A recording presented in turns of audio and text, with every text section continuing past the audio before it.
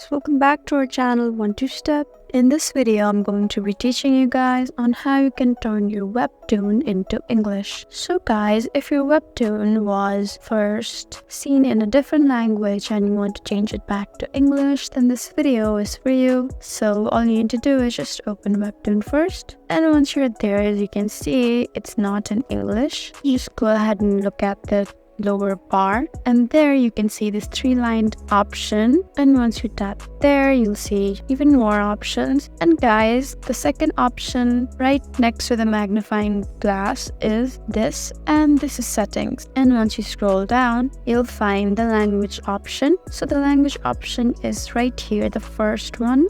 And guys, to change the language, all you need to do is tap on this button and you can see English. Tap there, and there you go. You have successfully changed your WEBTOON into English. So go back to make sure everything is in English. So as you can see, it's in English. I hope this video was helpful for you. That's how you turn WEBTOON into English. If you found this video helpful, please leave us a like and drop us a comment down below.